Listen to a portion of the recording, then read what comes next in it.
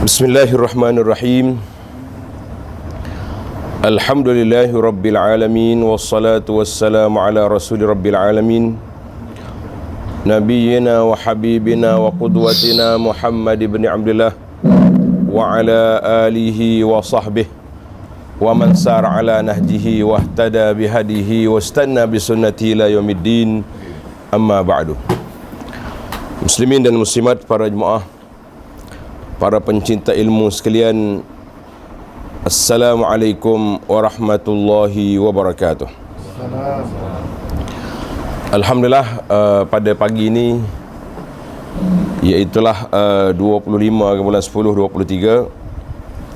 23, kita teruskan bicara kita dalam beberapa perkara yang berkait dengan kehidupan kita di atas dunia dan juga yang akan menjadi bekalan kita ke akhirat nanti, insya-Allah. Jadi alhamdulillah, kita panjatkan syukuran kepada Allah Azza wa Jalla di samping kita menghadiri muzakarah, dia panggil muzakarah haji peringkat kebangsaan kali yang ke-40, yang membincangkan beberapa tajuk-tajuk yang penting, khususnya perkara yang berkait dengan amalan para jemaah haji di musim haji, yang boleh katakan isu yang hampir sama, memandangkan orang lain yang pergi. Tahun lepas orang lain, tahun ni orang lain. Jadi tak samalah dia punya soalan. Jadi soalan itu berulang-ulang. Tahun lepas tanya dia, tahun ni orang lain tanya juga. Maka dimuzakarahkan untuk lebih memantapkan lagi kepahaman ataupun lebih memantapkan lagi maklumat kepada para pembimbing, supaya dapat menyelaraskan satu jawapan ataupun satu jenis bimbingan saja. Kita kata alhamdulillah, itu zalika fadlullah yu'tihi man yasha. Jadi para jemaah sekalian, apa yang saya nak kongsikan pada saat ini kepada para jemaah sekalian, iaitulah tentang beberapa perkara yang penting dalam hidup kita ni, sebagaimana Allah SWT berfirman dalam surah Az-Zariyat. Bagi pelajar yang duduk tadabbur Quran tu, surah Az-Zariyat, Allah SWT ayat 56, a'udzubillahi minasyaitonir rajim, wa ma khalaqtul jinna wal insa illa liya'budun. Allah kata, aku tak jadikan jin dan manusia ni kecuali supaya mereka mengabdikan diri kepadaku. Maknanya itu dia panggil matlamat, tujuan besar ataupun matlamat besar. Allah Ta'ala ciptakan kita manusia dan jin supaya mengabdikan diri kepada Allah Azza wa Jalla. Maka bila kita nak mengabdikan diri kepada Allah, kita kena melalui dua perkara yang besar yang dipanggil dengan nama rukun. Apa makna rukun? Rukun ni maknanya satu perkara kalau tak buat tak jadi. Itu maksud rukun. Kalau tak buat tak jadi. Kalau kata ini rukun, ini syarat. Syarat tak buat tak jadi. Syarat kalau dia tak ada, tak jadi. Tapi dia bukan daripada perbuatan itu. Contoh yang paling mudah, kita kata nak solat. Syarat nak solat mesti ada wuduk. Tapi kalau kita berwuduk, mana bukan kita solat. Kita berwuduk. Itu beza dia. Kalau kata rukun, itu amalan solat itu sendiri. Bermula dengan niatnya, dengan qiyam, dengan takbir. Maka bila kita kata kita ni sebagai orang nak mengabdikan diri kepada Allah Azza wa Jalla, dia melalui dua rukun yang besar. Yang pertama dia panggil rukun iman, yang kedua rukun Islam. Rukun iman ni mana rukun yang kita kena faham, yang kita kena tahu, iaitulah kepercayaan kita kepada Allah Azza wa Jalla, yang disebut dengan nama a'malul qulub, iaitulah amalan hati. Amalan hati. Semua yang kita beriman itu iaitulah kepercayaan. Kita percaya ada Allah yang pertama sekali. Al-imanu billah an tu'mina billahi wa malaikatihi, adanya malaikat, wa kutubihi, kitab-kitab, wa rusuli, rasul-rasul, qadar, qada dan qadar, yang baik yang buruknya, dan beriman pada hari akhirat. Itu semua kepercayaan dalam hati kita. Yang kedua dipanggil rukun Islam. Rukun Islam ini iaitulah rukun amali yang kita kena buat. Amali kita kena buat bermula dengan apa? Bermula dengan mengucap dua kalimah syahadah. Asyhadu an la ilaha illallah wa asyhadu anna Muhammadar Rasulullah, itu dia panggil syahadah, mengucap. Tak cukup kalau kita diam gitu. Buat apa tu? Kenapa diam? Mengucap. La.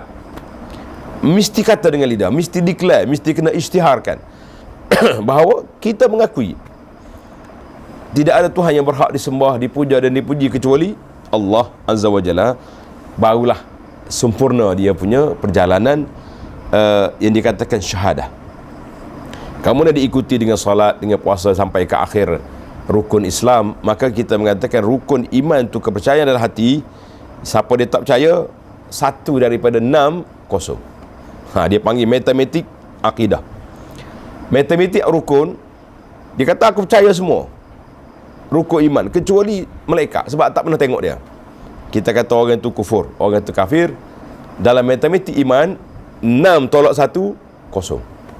6 tolak 1 kosong. Kita matematik lain, 6 tolak 1 5. Matematik iman, 6 tolak 1 kosong. Tak ada. Dia panggil tak ada tinggal lagi lah. Mana dia batal. Sama juga dengan Islam. Orang kata aku percaya dah, solat aku percaya, tapi puasa tak nak lah. Tak percaya dengan puasa, sebab puasa ni penat, letih, orang panggil tak larat. Maka kita mengatakan dia juga 5 tolak 1 juga kosong. Maka dalam kehidupan kita ini dia panggil bagaimana nak merealisasikan tauhid kepada Allah Azza wa Jalla. Nak merealisasikan tauhid kepada Allah Azza wa Jalla, ini yang kita nak bincangkan, nak tazkirahkan kepada para jemaah sekalian, iaitulah dia panggil tahqiqut tauhid. Setelah kita mengucap 2 kalimah syahadah, bagaimana nak jaga syahadah kita tu. Nak jaga syahadah itu yang penting. Sebab bila kita tak jaga, dia akan rusak. Semua benda atas dunia ni rusak belaka. Kita beli kereta rusak. Beli alat elektrik ke alat apa ke, akan berlaku kerusakan. Tetapi yang tak rusaknya apa dia? Iaitulah apabila kita jaga tauhid kita kepada Allah Azza wa Jalla, maka tauhid ini akan kekal. Kalau Tuhan dia mati pun, tauhid akan bersama dengan kita. Maka kita kata itulah yang menjadi keperluan pada kita. Maka kata di para ulama, nak merealisasikan tauhid dalam hidup kita ni melalui 2 dimensi, 2 lorong. Lorong yang pertama dia panggil darjat yang pertama, wajib. Wajib ni maknanya kalau tak ada hak ni, tauhid pincang. Satu lagi perkara yang sunat, mustahab, kalau tak ada, kurang, lemah. Dia lain, lemah dengan tak ada lain. Macam kita hari ni, kita ada handphone. Kenapa tak boleh bercakap? Tak boleh, pasal tak ada bateri. Langsung tak boleh buka. Itu dia panggil tak ada yang wajib. Boleh bercakap, ya, tapi tak boleh nak tengok video sebab kurang bateri. Itu lain. Maka kita tengok pada 2 ini secara ringkasnya, insya-Allah dengan masa yang ada di hadapan kita. Jadi kita kata kita nak realisasikan tauhid kepada Allah Azza wa Jalla dengan cara mana? Dengan cara kita laksanakan kedua-duanya sekali. Yang wajib, yang sunat. Yang tertinggi yang afdal dan yang kurang juga darjat, tapi kita cuba buat sebagaimana yang sepatutnya, yang seboleh mungkin yang kita kena buat. Kerana itulah dikatakan merealisasikan ataupun tahqiqut tauhid. Jadi para pencinta ilmu sekalian, yang pertama sekali, yang wajib, yang mesti kita kena jaga 3 perkara.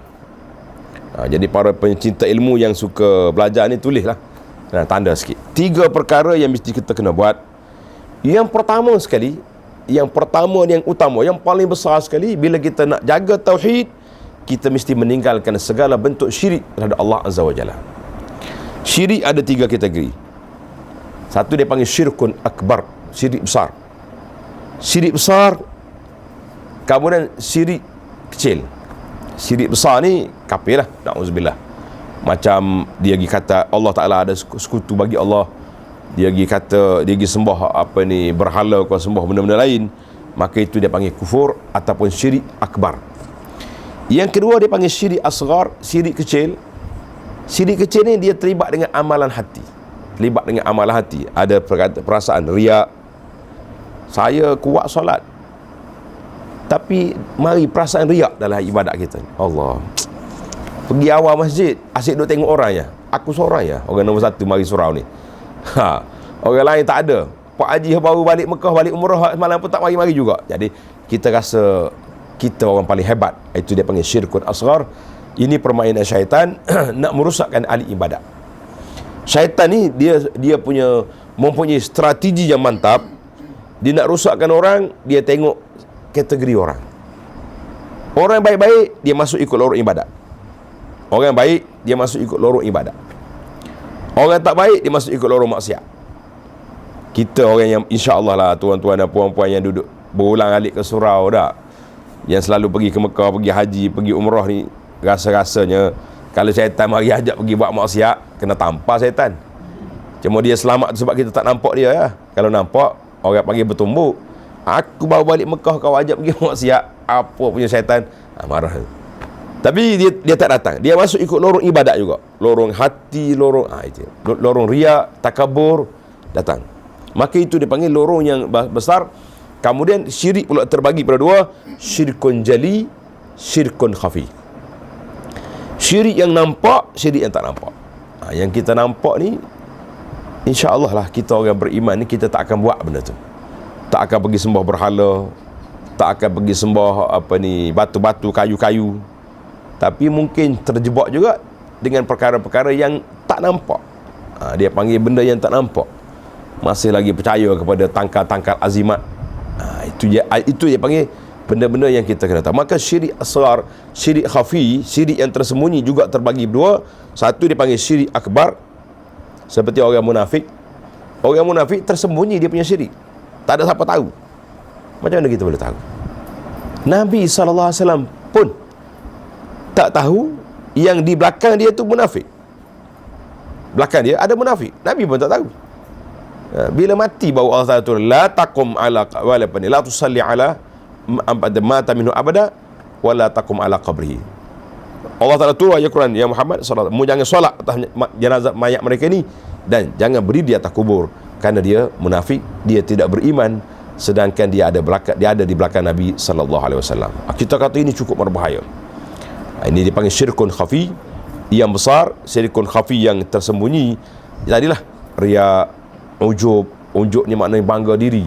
Kita rasa kita yang kuat, kita rasa kita yang paling hebat, kita rasa kita yang orang panggil paling mantap. Itu dia panggil syirkun khafi al-asghar. Maka dua-dua syirik ni, sama ada syirik yang paling besar sekali, yang terang ataupun yang khafi. Syirik asghar yang terang atau yang khafi, dua-duanya perlu dihindari dan dijaga. Barulah kita jadi orang yang dapat menjaga tauhid kita kepada Allah Azza wa Jalla. Maka itu yang pertama. Nak jaga tauhid yang pertama, syahadah la ilaha illallah, iaitulah jauhkan diri daripada segala benda yang membawa kepada syirik kepada Allah Azza wa Jalla. Yang kedua, kita nak realisasikan tauhid kita Muhammad Rasulullah. Wa asyhadu anna Muhammadar Rasulullah, iaitulah dengan meninggalkan segala perkara yang menyalahi sunnah Nabi sallallahu alaihi wasallam. Ini penting. Kita ni kadang-kadang ikut sunnah. Kita ni ahlus sunnah dia panggil. Tapi amalan kita tidak ikut sunnah. Kalau tanya Habib, mana amalan pelik ni? Nak cari tak jumpa. Kan itulah ana selalu ulang satu orang panggil motto ataupun slogan yang kita katakan, beramal dengan sunnah, hati tenang, pahala confirm. Jadi jemaah tanya, apa maksud dia? Kita kata hati tenang sebab bila kita beramal dengan sunnah Nabi sallallahu alaihi wasallam, ketika itu orang akan tanya, ni awak ambil mana ni bacaan ni? Awak ambil mana dia punya ni cara ni? Kita kata daripada Rasulullah sallallahu alaihi wasallam, yang diriwayat oleh Imam Bukhari, diriwayat oleh Imam Muslim. Maknanya ada sandaran, ada tempat kita nak rujuk. Ni kalau tanya, awak ambil mana ni? Entahlah, pak cik tu ajar buah pokok baru ni. Dia terima kat mana? Dia terima dengan pak cik dia atas pokok. Kita kata apa duk main buah pokok atas pokok? Ini bukan sandaran agama. Bukan sandaran agama. Cuma kadang-kadang cara waktu kita nak terima tu tak ada masalah. Jumpa tepi jalan ke kedai kopi ke, dakwah ni boleh dibuat di mana-mana. Ana satu kisah yang berlaku waktu ana naik kapal terbang dengan seorang tok guru, kita nak pergi ke negara China. Naik kapal terbang daripada Kota Baru, duduk sebelah dia. Dia kata anak nak ajar penantar satu zikir. Kata silakan. Dia pun bagi zikir biasalah. Cuma orang panggil ijazah. Ijazah. Zikir kadang-kadang kita ni zikir biasa, subhanallah, alhamdulillah, Allah akbar, ijazah. Kata apa saya? Kata dia pun cerita. Dia kata aku terima zikir ni waktu naik unta, waktu naik bas dengan guru dia daripada Mekah nak pergi Madinah. Kata ustaz, terima naik bas. Guru dia terima daripada guru dia waktu naik unta. Zaman unta pagi. Tak apa kata.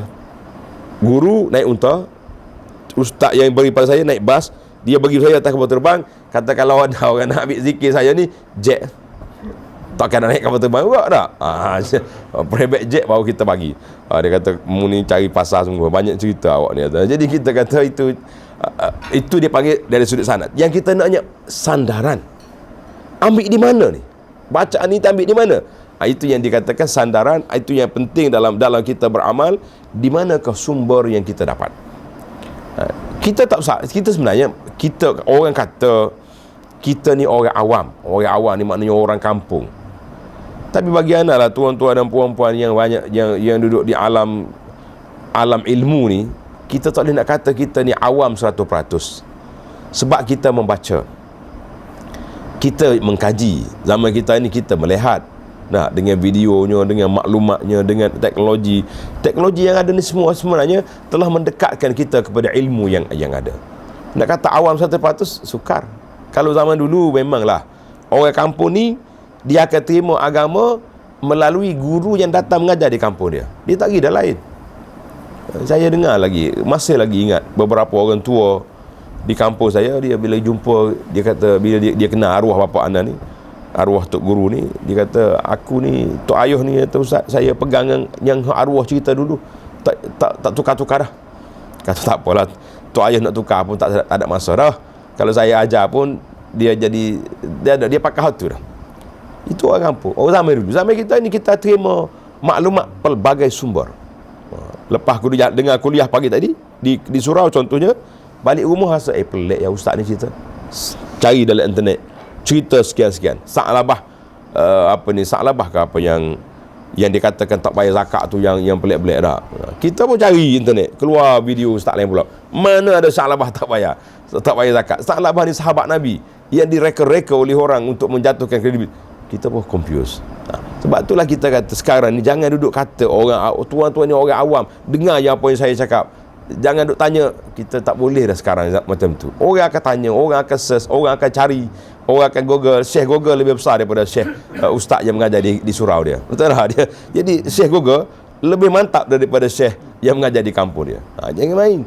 Sebab itulah kita sekarang ni alhamdulillah, saya duduk di mana ada peluang kita akan live di situ. Duduk di hotel lah buat. Kadang-kadang lampu tak cukup, kadang-kadang internet tak jadi, tapi semangat kena buat. Sebab masyarakat kita suka belajar. Kita kata alhamdulillah, ini satu nikmat, ini peluang yang Allah anugerahkan kepada kita. Maknanya yang pertama tadi, menjauhi segala syirik, segala bentuknya. Yang kedua, jauhi segala perkara yang menyalahi sunnah Nabi SAW dalam amalan kita, dalam ibadat kita. Yang ketiga, ini besar, dia panggil tarkul ma'asi bi anwa'iha. Kita tinggalkan maksiat dengan segala jenisnya. Jadi maksiat yang paling besar sekali, syirik pada Allah Azza wa Jalla.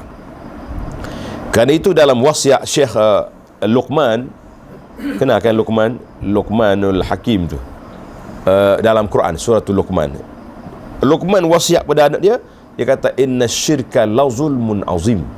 Inna syirka la zulmun azim. Sesungguhnya syirik itulah kezaliman yang paling besar dalam dunia ni, iaitulah syirik terhadap Allah Azza wa Jalla. Kita dah kata zalim ni orang kena orang, macam Yahudi kena di Palestin. Itu syirik di antara manusia. Kita kena beza kezaliman di antara manusia sama manusia, syirik. Zalim. Dan kita berdoa pada Allah SWT dengan sungguh-sungguh kita doa supaya Allah Ta'ala hilangkan kezaliman yang dibuat di mana-mana atas dunia. Realiti sekarang kepada sahabat-sahabat kita di Palestin ataupun di Gaza, yang diganyang dan dibunuh oleh Yahudi dengan senjata-senjata mereka. Tak namun begitu, mereka juga sakit. Bukannya kata lari. Banyak berita-berita tunjuk geng-geng Israel duduk di pusat pelarian juga. Jadi dia pun ada, in takunu ta'lamuna fahimnahu ya'lamuna kama ta'lamun. Allah kata kalau kamu susah, mereka pun susah juga. Kamu sakit, mereka pun sakit juga. Jadi orang Islam ni dengan senjata yang tak cukup, mereka tetap mempertahankan hak dia. Sebab negara itu negara dia. Bumi Palestin, bumi umat Islam. Walaupun Yahudi mengaku hak dia, kita kata tetap itu hak umat Islam. Maka yang ketiga tadi, tinggalkan maksiat. Maksiat yang paling besar, iaitulah zalim yang paling besar, syirik pada Allah Ta'ala. dan maksiat-maksiat yang lain, maka ulama syariah ni telah membahagikan kategori maksiat atau dosa kepada dua kategori. Satu dia panggil maksiat yang besar, dosa besar. Macam mana kita nak tahu dosa ni kecil ke besar? Ada skill ya, mudah. Setiap hukuman yang Allah, perkara yang Tuhan sebut, siapa dia buat benda ni dilaknat oleh Allah, maka itu dosa besar. Siapa yang buat benda ni, Allah Ta'ala kata aku masuk bagi mereka azab, maka itu dosa besar. Itu dia panggil cara mudah lah. Kamu ni kalau kita nak tahu sungguh-sungguh senarai dia, ada je kitab, nama dia dosa besar. Kitab dosa besar ni disusun oleh Al-Imam Al-Hafidh Al-Zahabi. Ada 76 dosa besar. Tuan-tuan boleh beli lah buku ni. Buku yang terkini, dosa besar ni saya rasa yang lebih, orang panggil lebih teratur lah terjemahan dia, yang diterbit oleh Telaga Biru. Itu bagus, yang terakhir ni. Sebab banyak yang lain-lain tu banyak, tapi yang ni yang terbaru. Dosa besar. Kemudian dosa kecil boleh buat. Dosa kecil kita bukan boleh buat, memang terbuat. Tak ada siapa lepas atas dunia ni dosa kecil. Lalu tengok orang tak tutup aurat. Ya, dengar orang bercakap, kita tak nak mengumpat pun, tapi dia bercakap kita dengar juga sikit. Dia kata apa? Sekarang ni dosa-dosa yang terjebak pada kita ni dalam geruk. Saya gurau, kita kata kita ni ada mazhab baru sekarang, nama dia mazhab wasafi. Mazhab wasafi ni mazhab WhatsApp lah. Kan ada tu orang share benda-benda mengata orang, benda-benda yang tuduhan pada orang. Kita tegur tak tegur? Ke kita pun relax juga. Saya baca ya Ustaz.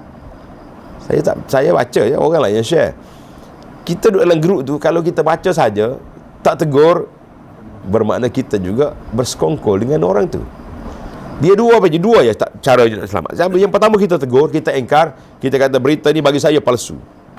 Sama ada Tuhan tarik balik, delete daripada grup, ataupun tanggungjawab depan Tuhan. Saya tak percaya, saya engkar benda ni. Selamat. Man ankara salima. Dalam hadis Nabi kata, siapa dia tengok benda mungkar, man ankara salima, walakin man taba'a. Siapa dia ikut sekali, terjebak sekali, maka itu dia dosa sekali dengan orang tu. Na'udzubillah. Jadi itu 3 perkara, ingat, nak jaga tauhid. Yang pertama, jauh daripada syirik. Yang kedua, tinggalkan perkara yang menyalahi sunnah, ataupun dalam bahasa yang diguna oleh Nabi sendiri sallallahu alaihi wasallam, nama dia bid'ah. Tapi kita zaman kita ni, kalau kita guna perkataan bid'ah, orang macam tak selesa.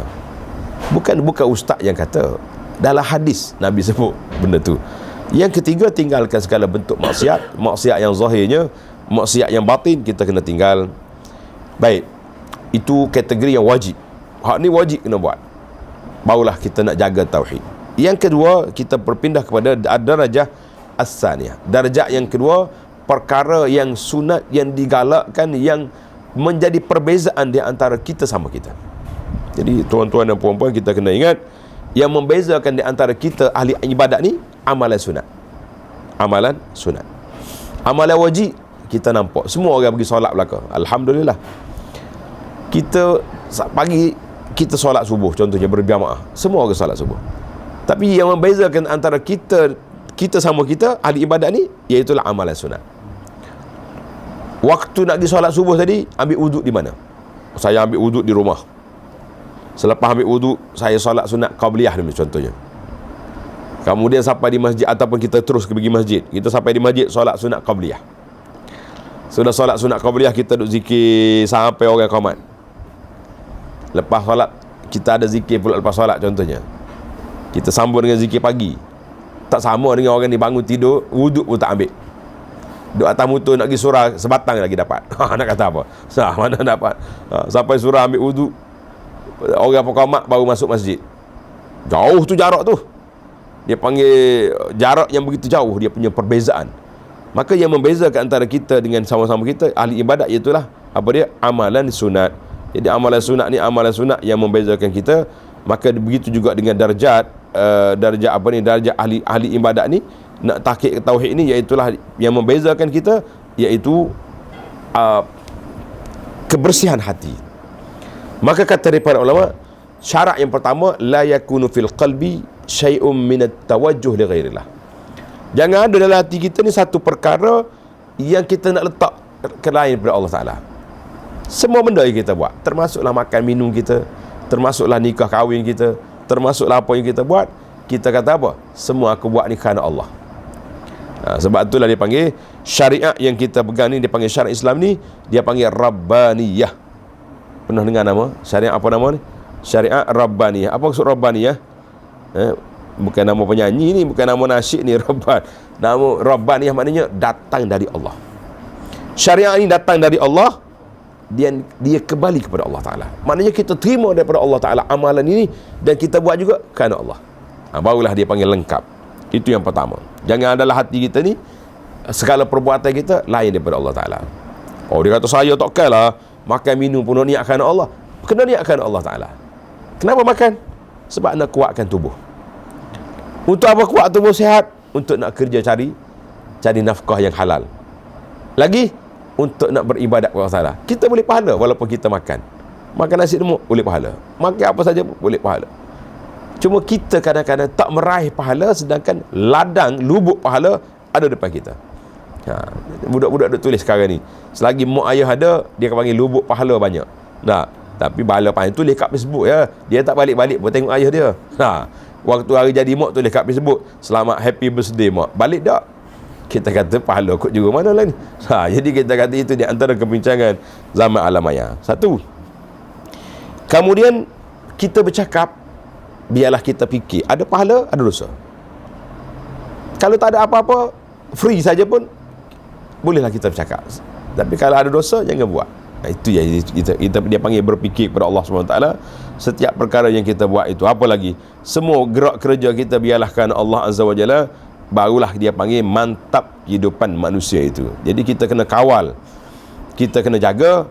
Maka nak jaga, nak merealisasikan tauhid darjat yang kedua ini dengan beberapa perkara. Ataupun dia kata dua-dua nak jaga tauhid yang wajib, yang sunat ini, mesti ada beberapa perkara yang penting. Jadi kita buat rumusan di sini supaya senang para pelajar, para jemaah yang pencinta ilmu, dia boleh catat, dia boleh ingat. Yang pertama, al-ilmu, kena ada ilmu. Tak mungkin saya nak mantapkan tauhid tanpa ilmu, tak mungkin. Maka Allah Ta'ala sebut dalam Quran, fa'lam annahu la ilaha illallah. Fa'lam annahu la ilaha illallah. Mu kena tahu, mu kena reti bahawa tidak ada Tuhan yang berhak disembah kecuali Allah Ta'ala. Maka kata Imam Al-Bukhari, al-ilmu qabla al-qawli wal-amal. Kena ada ilmu sebelum kita kata, sebelum kita beramal. Jadi yang pertama sekali, kita kena ada ilmu. Nak ada ilmu, kena belajar. Zaman kita ini orang belajar dengan orang mendengar, mana ramai? Ramai yang mendengar. Tak, pergi dengar saja. Dia tak tulis pun. Kalau ialah kalau ceramah umum, kita kata kita nak buat kitab apa? Ceramah umum. Tapi kalau yang ustaz yang datang berkitab pun tak buat kitab juga. Itu jadi masalah kita. Jadi kita kena ubah budaya kita. Ustaz nak ajar kita apa? Kitab, contohnya kita kata kitab tauhid, kita beli sekali dengan dia. Kitab Mestika Hadis. Lagian lah untuk orang Malaysia ni, kitab Mestika Hadis tu mudah. Jilid yang pertama dia belajar bab rukun iman. Rukun iman. Bagus. Jadi kita belajar kitab tu. Ataupun kitab-kitab lain, jangan cari yang payah-payah, yang mudah-mudah ya. Kalau yang payah-payah, kitab jawi lama-lama tu sesuai untuk orang belajar di pondok, sebab mereka bertalaki. Ini kita nak ambil kepahaman umum yang simple je. Ini kalau mengajar kitab tu panjang. Mungkin satu kuliah maghrib tu berapa baris dia mengajar? 5 baris. Tapi bila kita nak selesai masalah tauhid kita kepada Allah Ta'ala, kita kalau boleh tauhid ni, kita tak mengaji lama, 3 bulan khatam satu kitab, barulah dia panggil cepat. Itu yang pertama sekali, al-ilmu. Barulah kita ada kepahaman, kita ada maklumat, kita ada makrifah tentang Allah Azza wa Jalla. Ataupun dia panggil ilmu fardu ain. Ilmu fardu ain yang kita kena buat, iaitulah kita kena buat setiap perkara yang diperintahkan oleh Allah. Nama dia apa? Ilmu fardu ainin. Apa makna fardu ain? Makna fardu mesti kena buat. Kalau tak buat, tak lengkap kita punya ilmu tentang Allah Azza wa Jalla. Tapi sekarang ni kalau sebut ilmu fardu ain, orang nampak budak-budak kecil. Ilmu apa fardu ain Pak Cik? Ilmu budak-budak lah. Aku petang-petang sibuk pergi ambil anak fardu ain. Jadi kita nak salah faham. Yang kedua, tanda yang kedua, at-tasdiqul jazim kita kena betul-betul yakin, percaya ada Allah, ada Rasul. Kitab yang kita terima ni Al-Quran yang datang daripada Allah Azza wa Jalla, dan kita yakin semua perkara yang dibawa oleh Nabi sallallahu alaihi wasallam dalam Al-Quran, dalam hadis-hadis yang sahih, semuanya benar. Sekarang ni ana jumpa geng-geng hak baru ni, dulu kumpulan anti hadis semua sekali. Tak mau.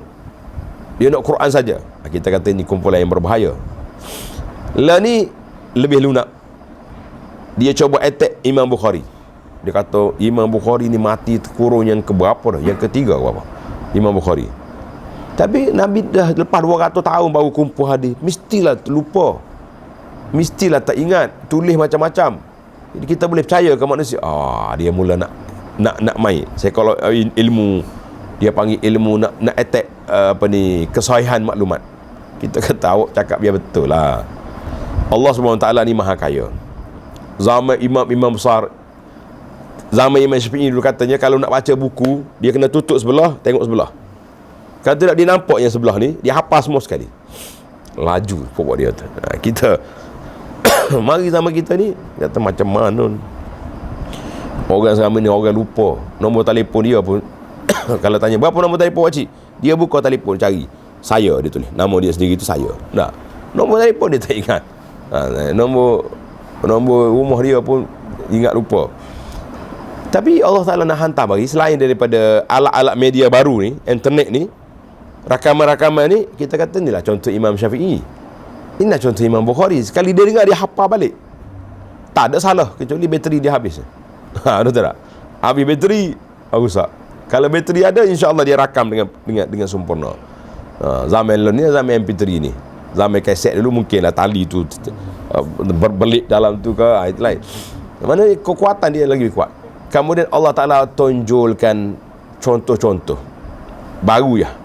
Di Arab Saudi ada seorang kanak-kanak buta. Umur dia berapa dah sekarang, ana pun tak ingat. 20 tak sampai kot. Nama dia Jihad Al-Maliki. Subhanallah. Betul-betul Imam Bukhari. Dia hafal Bukhari sebiji. Orang test berapa kali dah lepas. Ajaib. Dia kata dia hafal semua kitab hadis-hadis ni, dia sudah hafal. Dan dia sendiri baca Quran, dia kata di bulan Ramadan 2 tahun lepas, masa Covid, 2 kali khatam satu hari. Dia baca khatam tengah hari, khatam malam. Betul-betul cerita Muzani, Imam Syafi'i khatam 2 kali satu hari bulan Ramadan. Bulan lain tak dia tak buat. Sebab bulan lain paling cepat pun 3 hari sekali dia buat, ataupun seminggu. Barulah kita boleh tadabbur. Tapi untuk Ramadan nak ambil cepat, nak ambil hafal, nak ambil bacaan. Kita kata subhanallah, Allah Ta'ala jelmakan budak-budak yang akhir zaman dah lah mata dia buta. Macam mana dia tengok kitab, dia dengar je. Kita kata subhanallah, inilah contoh manifestasi orang dulu. Kita mengatakan Allah Ta'ala yang maha berkuasa, yang maha benar. Maka kita kena yakin semua yang disebut oleh Nabi SAW itu besar. Yang ketiga, al-inqiyad. Ini yang penting. Tahu dah, belajar dah, yakin dah. Di manakah orang panggil cahaya keyakinan itu duduk di mana? Duduk di amalan. Kenapa dulu awak suka buat benda ni, sekarang ni saya tinggalkan? Kenapa? Sebab Nabi larang. Sepatah. Kenapa awak tak apa ni? Sebab tak ada dalam sunnah Nabi SAW. Sepatah ya? Cukup untuk kita tinggalkan benda itu, sebab tidak ada daripada Nabi SAW. Maka kita mengatakan inilah yang penting bagi kita. Setiap orang yang tinggi dia punya darjat keyakinan dia, maka lebih tinggilah dia keyakinan dia kepada Allah Azza wa Jalla. Maka satu contoh keyakinan ini kita tamatkan dengan cerita kita ni.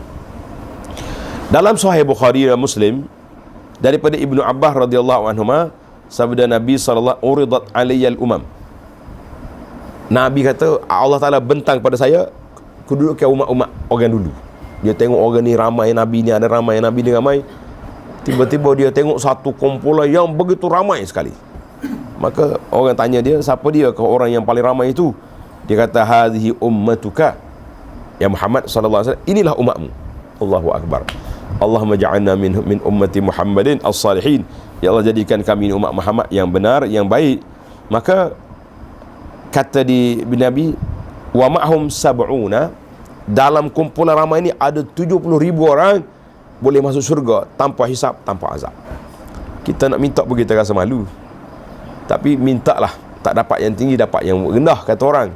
Tak, ni langsung tak minta, mana nak dapat? Maka Nabi kata ada 70,000 di kalangan mereka yang masuk syurga tanpa hisab, tanpa azab. Jadi Nabi lepas dia cerita ni, Nabi masuk dalam rumah.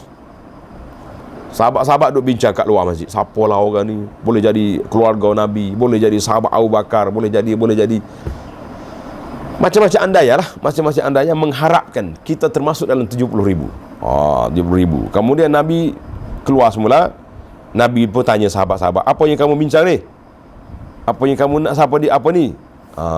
Maka faqaraja alaihim Rasulullah sallallahu alaihi wasallam faqala mal ladzi takhuduna fi? Apa yang kamu sibuk? Nabi pun sebut orang yang 70,000 masuk syurga tanpa hisab, tanpa azab ni, beberapa kriteria yang besar mereka, tanda ni tuan-tuan, alladzina la yastarqun wa la yatatayyarun wa la yaktawun. Yang pertama, dia tak suka, tak minta orang jampi. Kalau dia sakit, dia ambil kitab pisah muslim, dia jampi dia gitu. Kita ni asyik suruh orang jampi je, gugur. Satu dia punya kriteria. Banyaklah suruh orang jampi tak. Jumpa ustaz, jampi ustaz. Saya sakit gigi, jampi ustaz. Sakit gigi, klinik gigi lah, sesat lah masalah, cabut tu. Dia jampi. Tak salah. Kalau suruh ustaz-ustaz ruqyah jampi ni tak salah. Tapi tak naik darjah 70,000 masuk syurga tanpa hisab. Jadi kita lost satu. Yang kedua, la yatatayyarun.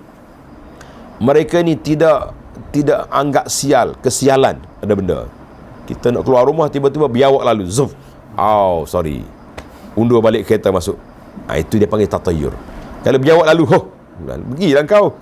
Selamatlah kau, tidak aku pijak dah. Itu yang panggil orang berani. Datang burung hantu. Kita nak datang pergi cari rumah sewa contohnya. Sampai kat rumah yang kita nak beli tu, ada burung hantu di atas tu. Tak ada. Cancel bos, cancel. Ni hantu. Burung singgah sekejap kau lari. Itu dia panggil tatayyur. Tatayyur ni menganggap benda tu sial. Kita sekarang ni masih lagi ada. Percaya lagi ni hari Rabu terakhir bulan Safar, hari sial dia panggil. Macam-macam dia punya percaya. Yang ketiga, wala yaktawun. Yang ketiga, mereka tak berubah dengan selang api dibakar dengan api. Orang ada. Maka Nabi kata, wa ala rabbihim yatawakkalun.